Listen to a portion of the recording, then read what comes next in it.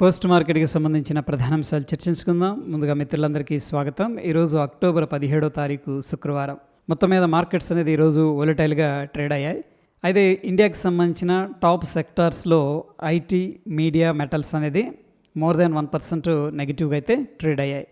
ఇక ఎఫ్ఎంసీజీ కావచ్చు, India consumption, pharma, auto సెక్టార్లో కొద్దిగా బుల్లిష్ సెంటిమెంట్ అనేది కనిపించింది.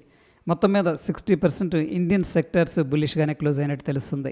ఇక నిఫ్టీ 50కి సంబంధించిన కంపెనీలు ఏ విధంగా పర్ఫామ్ చేసినాయని పరిశీలన చేసినట్టయితే ముఖ్యంగా విప్రో ఏకంగా 5% నెగిటివ్గా క్లోజ్ అయింది. ఇన్ఫోసిస్ కానీ, HCl tech, Tata steel, tech Mahindra దాదాపుగా ఐటీకి సంబంధించిన స్టాక్స్ మోర్ దాన్ 1% ఈరోజు టాప్ లూజర్స్గా క్లోజ్ అయ్యాయి. టాప్ గెయినర్స్లో ఏషియన్ పెయింట్ ఏకంగా 4% పైన బుల్లిష్గా క్లోజ్ అయింది. మహీంద్రా, భారతీ ఎయిర్టెల్, ఇండస్ఇండ్ బ్యాంక్ అనేది మోర్ దాన్ 2% బుల్లిష్గా క్లోజ్ అయినాయి. సో మొత్తం మీద 50% స్టాక్ బుల్లిష్గా, 50% బెరిష్గా అయితే క్లోజ్ అయినట్టు తెలుస్తుంది. మీడియా సెక్టార్ నుండి జీ ఎంటర్టైన్మెంట్ షేర్స్ ఈరోజు 5 months లోలో ట్రేడ్ అవుతూ ఉన్నాయి. దీనికి గల కారణం ఏంటంటే వీళ్ళ యొక్క నెట్ ప్రాఫిట్ అనేది 63% డిక్లైన్ అయింది. అందుకని స్టాక్స్ అనేది అండర్ ప్రెషర్లో ఉన్నాయి. కెనరా హెచ్ఎస్బిసి లైఫ్ షేర్స్ ఈరోజు 6% దాకా పాజిటివ్గా అయితే ట్రేడ్ అయ్యాయి. యాక్చువల్గా ఓపెన్ అయినప్పుడు మాత్రం ఫ్లాట్ ఓపెనింగ్ అనేది జరిగింది, బట్ షార్ప్గా బౌన్స్ అనేది జరిగింది. పెయింట్ రంగానికి సంబంధించిన స్టాక్స్ ఏషియన్ పెయింట్స్ కానీ, కాన్సాయ్, నెర్లాక్, అదర్ పెయింట్ స్టాక్స్ అనేది ఈరోజు పాజిటివ్గా ట్రేడ్ అయ్యాయి. దీనికి గల కారణం ఏంటంటే క్రూడ్ ఆయిల్ ప్రైసెస్ అనేది కంటిన్యూస్గా ఫాలో అవుతూ వస్తూ ఉన్నాయన్నమాట. క్రూడ్ ఆయిల్ ప్రైసెస్ తగ్గడం వల్ల ప్రాబ్లీ ఈ కంపెనీస్ యొక్క మార్జిన్స్ ఇంప్రూవ్ అయ్యే అవకాశం ఉంది. అందుకని స్టాక్స్ అనేది పాజిటివ్గా రియాక్ట్ అయ్యాయి. హెచ్డిఎఫ్సి లైఫ్ షేర్స్ వచ్చేసరికి 5% దాకా పడిపోవడం అనేది జరిగింది. సో దీని గురించి బ్రోకరేజ్ సంస్థలు ఏమంటున్నాయి అనేది ఒకసారి పరిశీలన చేద్దాం. జెఫరీస్ ఏంటంటే బై కాల్ అనేది ఇనిషియేట్ చేసింది, 9:30 టార్గెట్గా ఇవ్వడం అనేది జరిగింది. సిఎల్ఎస్ ఏమో అవుట్ పర్ఫామ్ కాల్ అనేది ఇనిషియేట్ చేసింది, సో 9:10 టార్గెట్గా నిర్ణయించడం జరిగింది. పిఎల్ క్యాపిటల్ బై కాల్ అనేది ఇనిషియేట్ చేసింది, 900 రూపీస్ అనేది టార్గెట్గా ఇవ్వడం అనేది జరిగింది.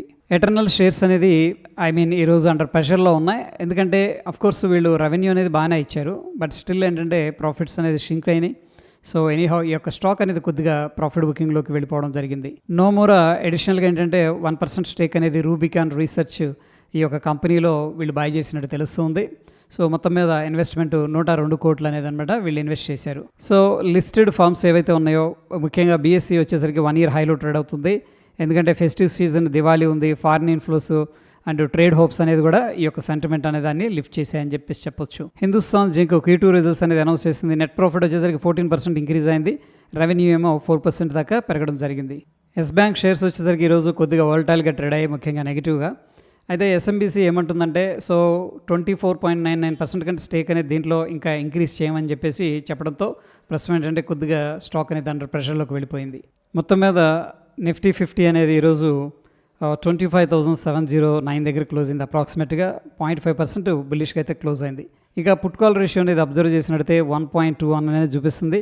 సో పుట్ కాల్ రేషియో 1 కంటే ఎక్కువగా ఉందంటే చాలామంది పుట్స్ అయితే సెల్ చేశారు. ఇది బుల్లిష్ సెంటిమెంట్గా మనం కన్సిడర్ చేయొచ్చు. బ్యాంక్ నిఫ్టీ ఈ విషయానికి వచ్చేసరికి 1.16 పుట్ కాల్ రేషియో అనేది చూపిస్తుంది. 1 కంటే ఎక్కువగా ఉంది కాబట్టి స్టిల్ పుట్స్ అనేది చాలా మంది సెల్ చేశారు. ఇక సెన్సెక్స్ విషయానికి వచ్చేసరికి పుట్ కాల్ రేషియో అనేది 1.04 అనేది చూపిస్తుంది.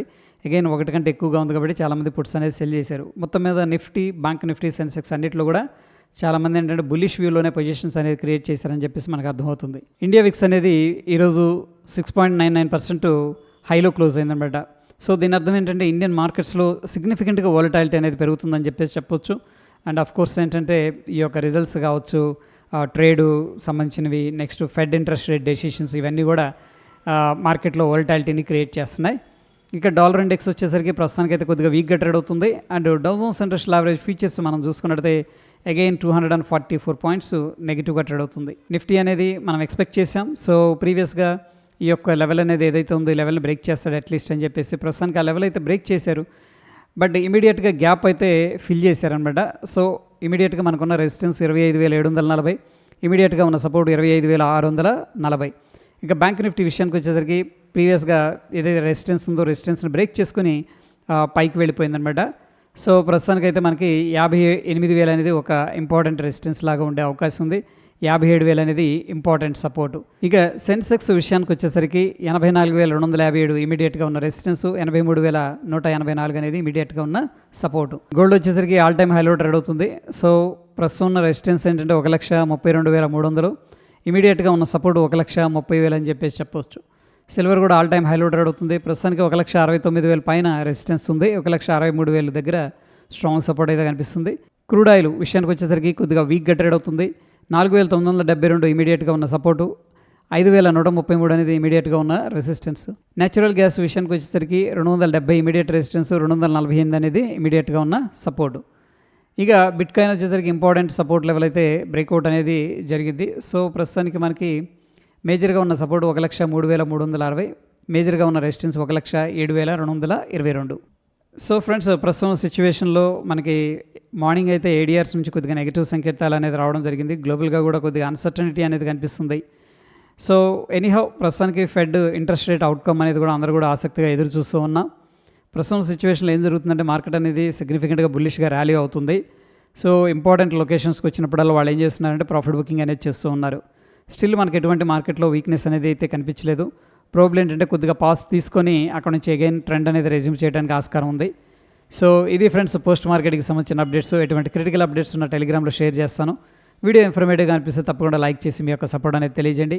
మన ఛానల్ ఫస్ట్ టైం చూస్తున్నారనుకోండి, కంటెంట్ అనేది గమనించండి. నచ్చిందనుకోండి తప్పకుండా సబ్స్క్రైబ్ చేసుకోండి. పక్కనే ఉన్న బెల్ బటన్ కూడా ప్రెస్ చేయండి. మరొక ఇంట్రెస్టింగ్ ఎపిసోడ్ మళ్ళీ కలుసుకుందాం. Stay tune. ధన్యవాదాలు.